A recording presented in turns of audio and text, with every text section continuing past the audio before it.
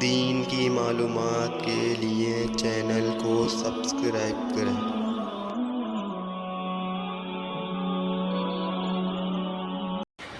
السلام علیکم ورحمۃ اللہ وبرکاتہ۔ محترم ناظرین کرام، آپ کا ہماری یوٹیوب چینل دین کی معلومات پر استقبال ہے۔ اگر آپ ہمارے چینل پہ نئے ہیں یا آپ نے ابھی تک ہمارا چینل سبسکرائب نہیں کیا ہے تو ضرور سبسکرائب کر لیں اور ویڈیو کو لائک شیئر کرنا نہ بھولیں۔ ہم آپ کے سامنے پیش کر رہے ہیں الفقہ المیسر کا اردو ترجمہ۔ باب الصرفی، بے صرف کا بیان۔ صرف کے معنی ہوتے ہیں پھیرنا، اور اس کو انگلش میں کہتے ہیں ایکسچینج۔ معنی الصرفی، صرف کے معنی: الصرف فی اللغت هو الزیادۃ، صرف کے معنی لغت میں زیادتی کے ہیں، یعنی زیادہ ہونا۔ وفی الشرع هو البیع الذی یکون کل واحد من عوضیہ من جنس الاثمان، شریعت میں صرف خرید و فروخت کے اس معاملے کو کہتے ہیں جس میں معاملے کے دونوں عوض میں سے ہر ایک کرنسی کی جنس میں سے ہو، یعنی ایسی خرید و فروخت جس کے اندر بیچا بھی کرنسی کو جا رہا ہو، خریدا بھی کرنسی کو جا رہا ہو، دیا بھی کرنسی جا رہی ہو اور لی بھی کرنسی جا رہی ہو، یعنی دونوں طرف کرنسی ہو۔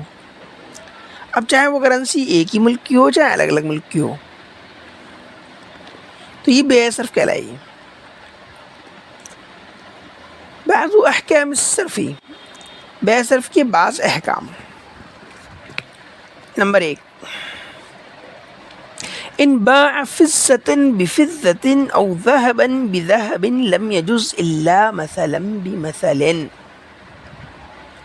وان اختلفا في الجودة والصياغة ولا بد من قبض العوضين قبل الافتراق۔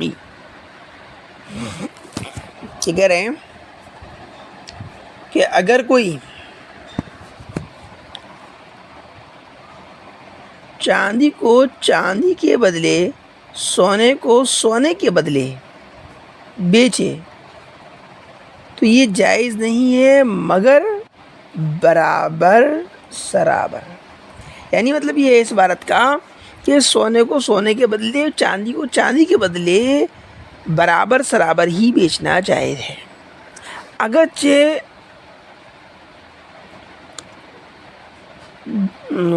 دونوں یعنی کہ مطلب بیچی جانے والی اور خریدی جانے والی دونوں چاندی میں دونوں سونے میں عمدگی کے اعتبار سے اور ڈھلائی کے اعتبار سے فرق ہو، ایک طرف کی جو ہے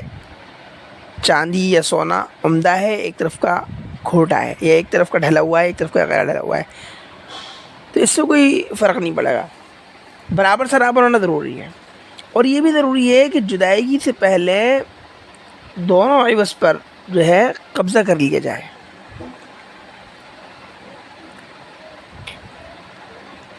نمبر 2، وَإِذَا بَاعَ الذَّهَبَ بِالْفِضَّةِ جَازَ التَّفَاضُلُ وَوَجَبَ التَّقَابُضُ وَحَرُمَ النَّسَأُ وَكَذَلِكَ الْحُكْمُ إِذَا بَاعَ الذَّهَبَ بِالْفِضَّةِ مُجَازَفَةً،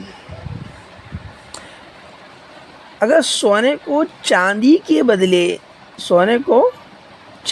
بدلے بیچے تو اس میں کمی زیادتی جائز ہے، یعنی کہ ایک طرف وزن کم ہو ایک طرف زیادہ ہو، یہ جائز ہے، البتہ اس میں بھی فوراً ہی قبضہ کرنا واجب ہے اور ادھار کرنا حرام ہے، ادھار اس میں بھی جائز نہیں ہے، اور یہی حکم اس وقت بھی ہوگا جبکہ سونے کو چاندی کے بدلے اٹکل سے بیچے، یعنی تول کے نہیں بیچ رہا ہے، بس اندازے سے اٹکل سے بیچ رہا ہے، تو اس وقت بھی کمی جاتی جائز ہے، البتہ قبضہ کرنا ضروری ہوگا فوراً اور ادھار حرام ہوگا۔ نمبر 3، وَإِنِ افْتَرَقَ الْعَاقِدَانِ فِي الصَّرْفِ قَبْلَ قَبْضِ الْعِوَضَيْنِ أَوْ قبل قبض احد العوضین بطل العقد،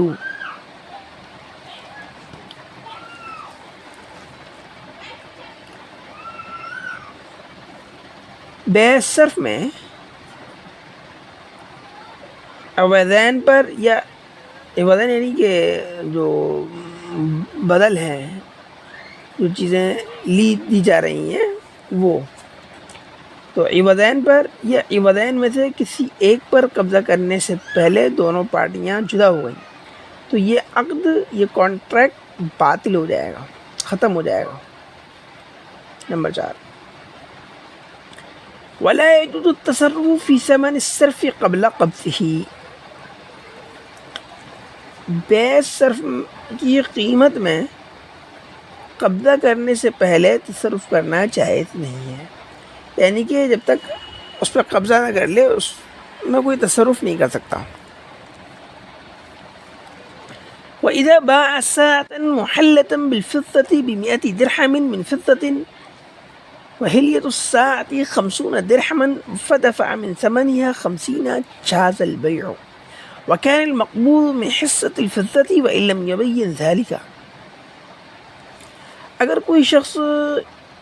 ایک گھڑی جس پر چاندی جڑی ہوئی ہے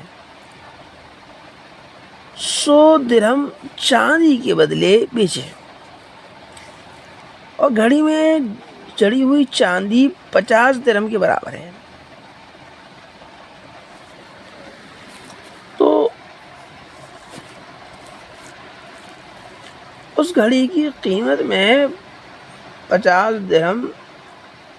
دے دے گا اور بے جائز ہوگی،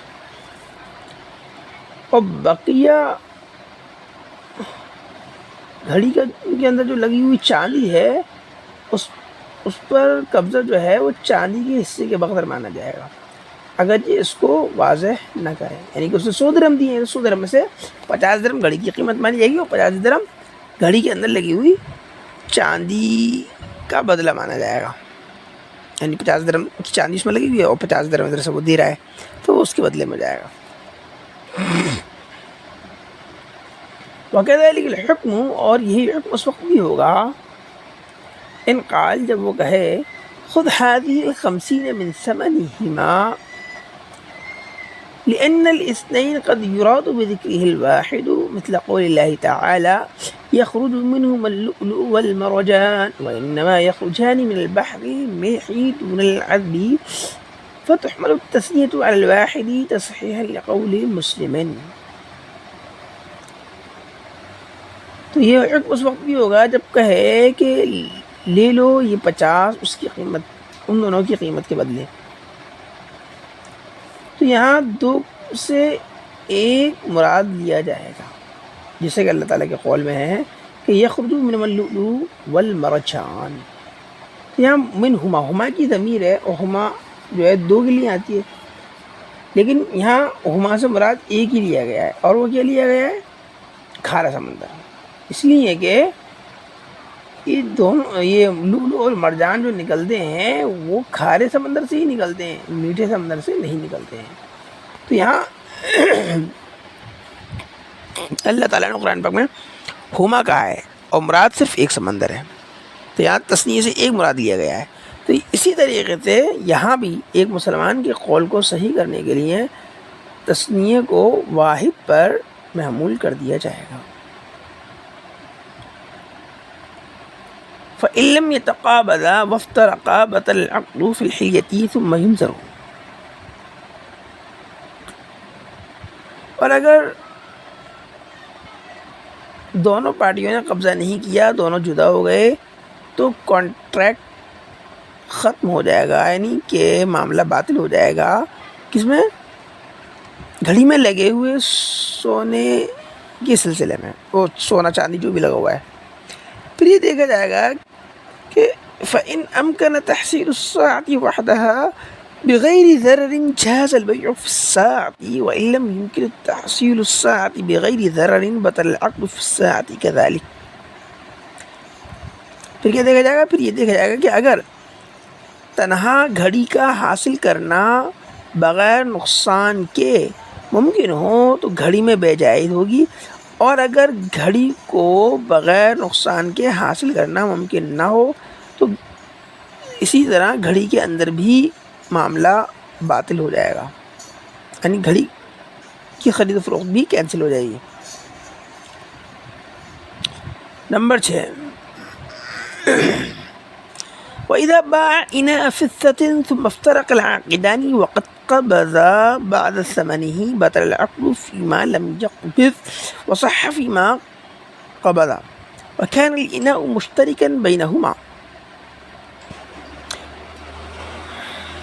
اور اگر چاندی کے برتن کو بیچا پھر دونوں پارٹیاں جدا ہو گئیں اس حال میں کہ جواب جو ہے وہ حال اس حال میں کہ ایک پارٹی نے اس کی کچھ قیمت پر قبضہ کر لیا تھا، تو جتنی قیمت پر قبضہ نہیں کیا اس میں عقد باطل ہوگا، اور جس میں جتنی قیمت پر قبضہ کر لیا ہے اس کے سلسلے میں عقد صحیح ہو جائے گا، اور برتن جو ہے وہ دونوں کے درمیان مشترک ہوگا. نمبر 7 وإذا اشترى إناء فضة ب100 درهم وافترقا بعد التقابض ثم استحق نصف الإناء أي ثبت في القضاء أن النصف لرجل آخر غير البائع فالمشتري بخيار إن شاء أخذ الباقي وهو النصف بحتة من الثمن وهو 50 درهما وإن شاء رده. اگر کسی نے چاندی کا برتن 100 درہم میں خریدا اور قبضہ کرنے کے بعد دونوں پارٹیاں جدا ہو گئیں، پھر برتن کے آدھے حصے میں حق نکل آیا، یعنی کہ قضاء کے ذریعے، ججمنٹ کے ذریعے، عدالت اور کورٹ کے ذریعے یہ ثابت ہوا کہ اس میں آدھا حصہ جو ہے کہتے ہیں بیچنے والے کے علاوہ کسی دوسرے آدمی کا بھی ہے، تو خریدنے والوں کو یہ اختیار ہوگا کہ اگر چاہے تو باقی وہ لے لے، اور وہ قیمت کا دیا گا، قیمت کا جو حصہ ہوگا آدھا اس کے بدلے میں ہوگا وہ، یعنی وہ باقی جو بچ رہا ہے آدھا تو باقی قیمت دے کے جو ہے کہتے ہیں وہ اس کو لے لے، اور وہ کیا ہے 50 درہم ہے، اور اگر چاہے تو اس کو واپس کر دے، یہ خریدنے والے کو اختیار ہوگا. بخلاف ما اذا اشترى قطعة نقرة فاستحق بعدها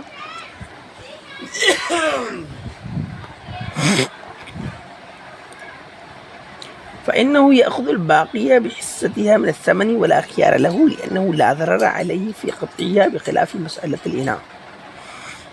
برخلاف اس کے کہ جب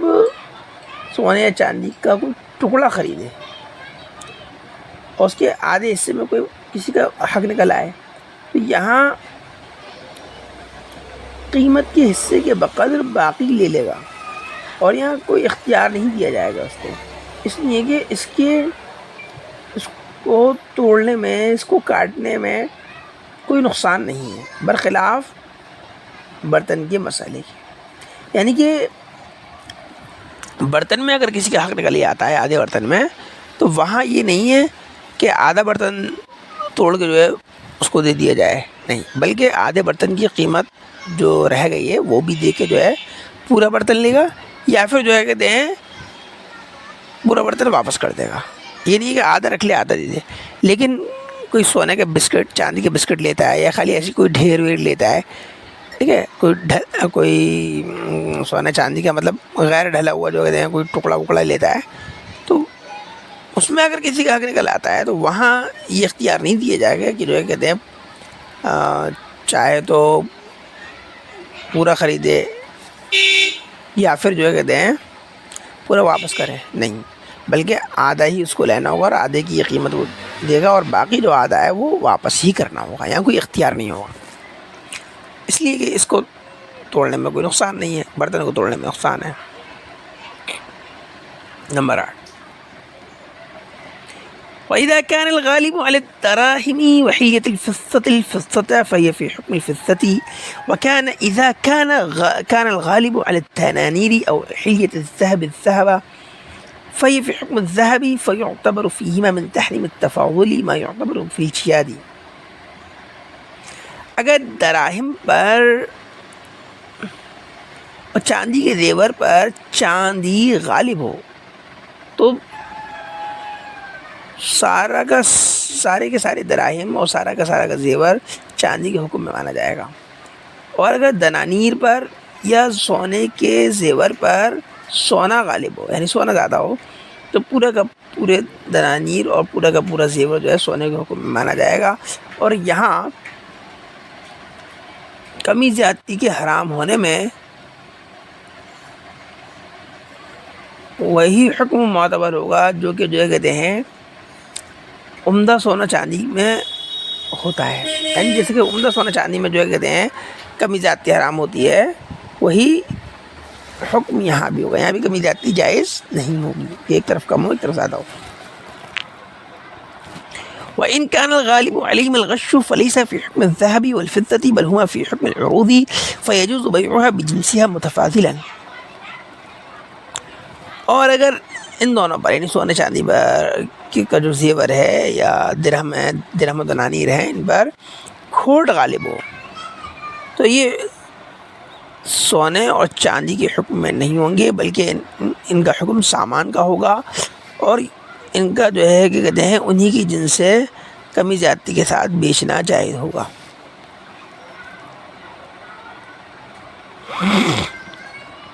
نمبر 9، ويجوز البيع بالربيات والفلوس النافقة وإن لم يعين وإن كانت كاسدة لم يجوز البيع بها حتى يعينها. روپیوں کو رائج سکوں کے بدلے بیچنا جائز ہے بغیر تعین کیے. یعنی کہ جو سکے چل رہے ہیں، جو کرنسی چل رہی ہے ملک میں، جو رائج ہے، اس کے بدلے کسی بھی چیز کو ہم بیچ سکتے ہیں بغیر بتائے کہ میں اس کرنسی کے بدلے بیچ رہا ہوں. یعنی فکس کرنا ضروری نہیں ہے. جیسے ہندوستان میں نوٹ چل رہے ہیں 500 کے، 1000 کے، تو آپ اس کے بدلے میں کوئی چیز خرید رہے ہیں بیچ رہے ہیں، تو یہ بتانا ضروری نہیں کہ میں اس والے 500 کے نوٹ کے ذریعے خرید رہا ہوں یا بیچ رہا ہوں. ہندوستانی اس کو متعین کرنا ضروری نہیں ہے. اور اگر وہ سکے ایسے ہوں کہ ان کا چلن بند ہو گیا ہو، حکومت نے بند کر دیا ہو، تو پھر ان کے ذریعے کسی چیز کا بیچنا بغیر تعین کیے جائز نہیں ہوگا. یعنی کہ اگر ان سکوں کے ذریعے، ان نوٹس کے ذریعے بیچ رہے ہو جو بند ہو چکے ہیں، تو پہلے بتانا ہوگا کہ میں یہ دوں گا. اگر سامنے والا راضی ہو جاتا ہے تو ٹھیک ہوگا، ورنہ نہیں. فإذا اشترى شيئا ب50 روبية فله أن يدفع إليه أي 50 روبية إذا كانت نافقة. اگر کوئی انسان 50 روپے کے بدلے کوئی چیز خریدے تو اس کو یہ اختیار ہوگا کہ وہ کوئی سے بھی 50 روپے دے سکتا ہے جو کہ ملک میں چل رہے ہوں. لہٰذا اگر کسی نے کوئی چیز خریدی 50 روپے کی تو اسے اختیار ہے کہ وہ چاہے تو 50 کا نوٹ دے، چاہے 10 کے 5 نوٹ دے، یا 10 کے 5 سکے دے، یا 5 کے جو ہے کہتے ہیں 10 سکے دے، یا 100 سکے دے، دو کے نوٹ، کے 2 روپیے کے، یا 1 روپیے والا 1 روپیے کا سکہ دے 50. وہ کوئی سے بھی 50 روپے دے سکتا ہے، سامنے والا منع نہیں کر سکتا. کیوں؟ کیونکہ اس کا چلن ہے. اور آج کے دور میں جو کہتے ہیں آن لائن کا بھی چلن ہو گیا ہے. بار کوڈ اگر لگا ہوا ہے، وہ آن لائن دے رہا ہے، تو اس کو بھی منع نہیں کر سکتا.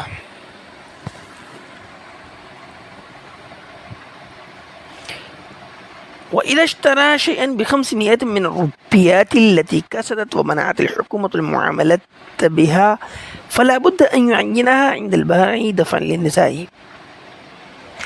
اگر کوئی شخص ایسے 100 روپیے ایسے 500 روپیے کے بدلے کوئی چیز خریدے جو کہ بند ہو چکے ہیں، جیسے کہ ابھی ہماری ہندوستان کی حکومت نے 500 کا اور 1000 کا نوٹ بند کیا تھا، ٹھیک ہے. تو اس طرح کے نوٹ کے ذریعے کوئی خریدے اور اس کے ذریعے جو کہ بند ہو چکے ہیں اور حکومت نے اس کے ذریعے معاملہ کرنے پر پابندی لگا دی ہے، تو ایسی کرنسی کے ذریعے معاملہ کرنے والے پر ضروری ہوگا کہ وہ بائی کے سامنے اس کو واضح کر دے تاکہ جھگڑا نہ ہو.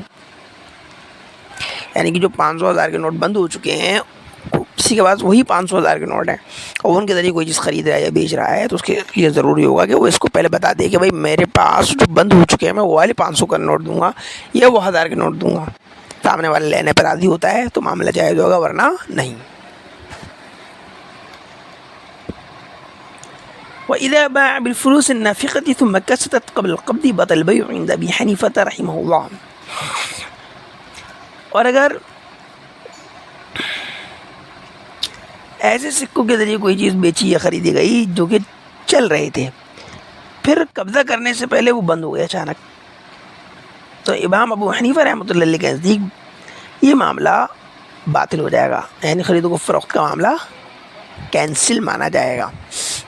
جیسے کہ ہمارے ہندوستان میں ہوا، رات کے 12 بجے اچانک جو ہے 500 کا نوٹ بند ہو گیا. اس سے پہلے بہت سی ڈیلس لوگوں کی ہو چکی تھی. اب جب لوگ والا نوٹ دکھا رہے ہیں، سامنے والا لے نہیں رہا، تو کیا کریں گے آپ؟ انسان کے پاس پیسہ بھی نہیں ہے، اچانک نوٹ بند ہو گیا،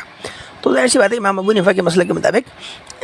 ڈیل کینسل کرنی پڑے گی، معاملے کو ختم کرنا پڑے گا جب سامنے والا لینے پر راضی نہ ہو.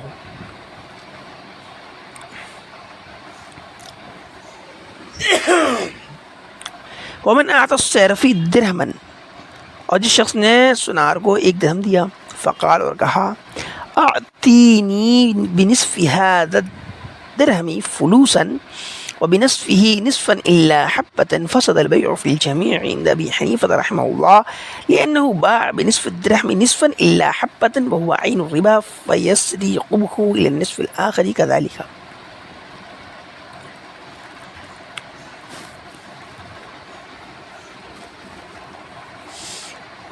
یعنی کہ کسی شخص نے سنار کو، صیرفی کہتے ہیں سنار کو 1 درہم دیا اور کہا کہ مجھے دو اس درہم کے آدھے حصے کے بدلے سکے، اور اس کے آدھے حصے کے بدلے آدھا درہم 1 حبہ کم دو. تو یہ بے باطل ہوگی، ختم ہوگی، کینسل مانی جائے گی یہ ڈیل مکمل درہم میں امام ابو حنیفہ رحمۃ اللہ علیہ کے نزدیک، اس لیے کہ اس نے آدھے درہم 1 حبہ کم میں بیچا ہے، اور یہ خالص سود ہے جس کی قباحت اسی طرح دوسرے آدھے حصے میں بھی سرایت کر گئی ہے.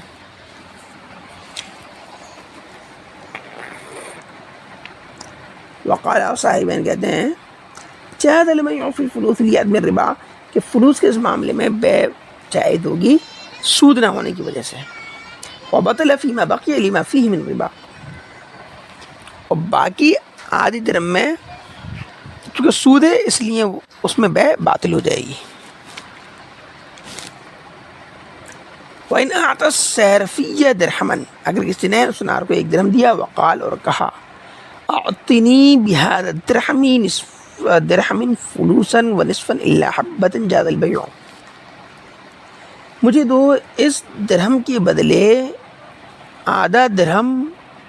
سکے اور 1 حبہ کم آدھا درہم، تو بے جائز ہوگی. اس لیے کہ لأن نصف الدرہم الا حبة بمقابلة نصف الدرہم الا حبة وما بقي فهو بمقابلة الفلوس ولا بأس في التفاضل فيه لأن الفلوس والدرہم جنسانی. اس لیے کہ یہاں آدھا درہم 1 حبہ کم جو ہے وہ آدھا درہم 1 حبہ کم کے مقابلے میں ہو جائے گا، بدلے میں ہو جائے گا، اور باقی جتنا بھی بچے گا وہ سکوں کے بدلے میں ہوگا. اور یہاں کمی زیادتی میں کوئی حرج نہیں ہے، اس لیے کہ سکے اور درہم 2 الگ الگ جنس ہیں.